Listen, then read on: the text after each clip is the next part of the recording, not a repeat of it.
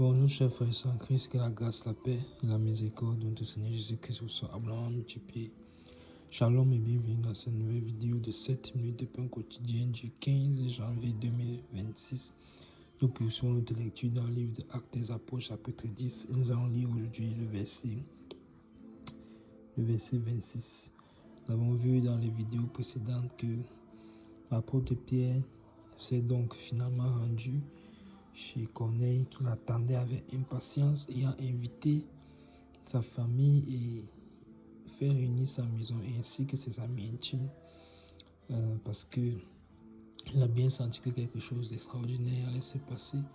Comme c'est un homme sage qui craint Dieu, il n'a pas voulu bénéficier de cette grâce que le Seigneur lui fait tout seul, mais il a invité les personnes qui lui étaient chères. Et donc, on a vu que c'était un cheminement d'obéissance, car lui, ce Corneille-là, qui était cet homme craignant Dieu, bien qu'il ne le connaissait pas encore, avait obéi aux instructions que l'ange lui avait données pendant qu'il l'avait vu dans une vision claire pendant son moment de prière.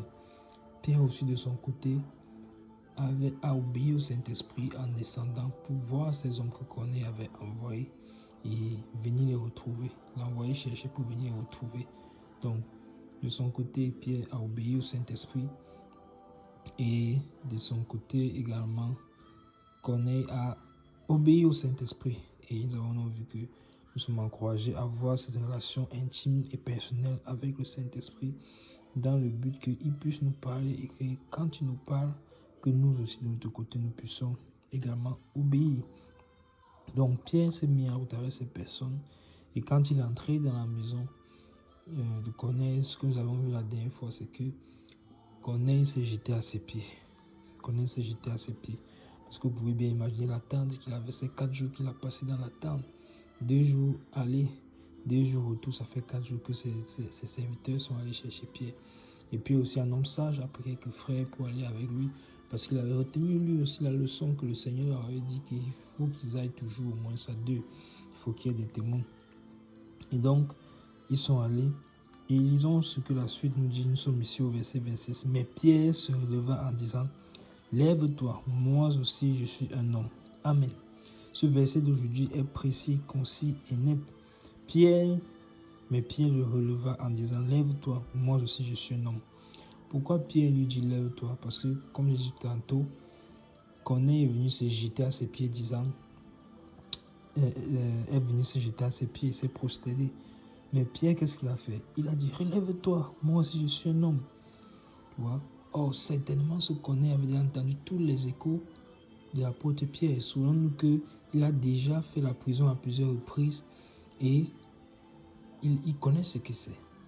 Il connaît ce que c'est que les centeniers, il connaît ce que c'est qu'un Romain, les soldats romains. Et d'ailleurs, parmi les personnes envoyées par Corneille pour venir les chercher, il y avait un soldat parmi. Donc, il connaît. Mais il a pris ce courage-là de venir quand même, faisant confiance au Saint-Esprit que on n'est pas en train de me tendre un piège. Je vais pour l'œuvre du Seigneur. Non seulement il y a un soldat qui vient le chercher, mais en plus de ça, il entre encore dans la maison d'un centenier. Vous vous imaginez bien qu'il aurait pu se dire: ah, ça c'est définitivement un piège. Et ensuite, il voit des personnes encore rassemblées dans la maison. Il aurait pu clairement se dire: ça c'est un piège qu'on m'a tendu. Encore une fois de plus, pour m'amener en prison. Mais il fait confiance au Saint-Esprit. Et le Saint-Esprit est à l'organisation de toutes choses, en train de coordonner tout. Et Pierre le relève et lui dit: lève-toi. Moi aussi je suis un homme. Quelle humilité, quelle attitude. Nous sommes encouragés donc ce soir à avoir un cœur humble, à avoir un cœur d'humilité. Est-ce que si c'était nous aujourd'hui, on aurait eu la même situation, la même attitude de cœur? Quand on voit tous les dérives qui se passent dans le milieu chrétien où les hommes sont tellement adulés. Les hommes sont adulés, les pasteurs sont adulés, les prophètes sont adulés. Les gens se prosternent à gauche, à droite. Les compliments à longueur de journée. Est-ce que c'est comme ça que nous devons vivre?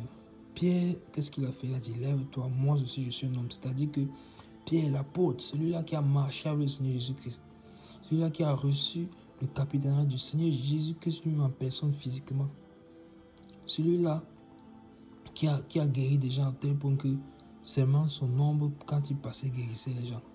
cet homme l'a dit. Il a ressuscité même Dorcas dans la ville de Lydde, juste avant d'arriver à Jopé, où on est venu les chercher. Le voici qui dit, moi aussi je suis un homme. Quelle humilité. Quelle humilité. Que le Seigneur véritablement nous aide. Travaille en nos cœurs, que nous sommes des hommes et des femmes humbles et doux de cœur. Que notre caractère corresponde au caractère de Christ. Que les dons qu'il nous donne, que nous sachions que cela est pour le service du corps, c'est à mettre au service du corps et non pas pour s'enorgueillir. Comme Pierre ici, que nos cœurs demeurent dans l'humilité. Père, je prie pour l'humilité dans mon cœur, je prie pour l'humilité dans le cœur de mon frère, de ma soeur qui va écouter cette vidéo. Que nos cœurs soient gardés dans l'humilité. Que nos cœurs soient gardés dans l'humilité. Pierre le releva en disant, lève-toi, moi aussi je suis un homme. Pourquoi? Parce que c'est devant Dieu seul qu'on se prosterne. C'est devant Dieu seul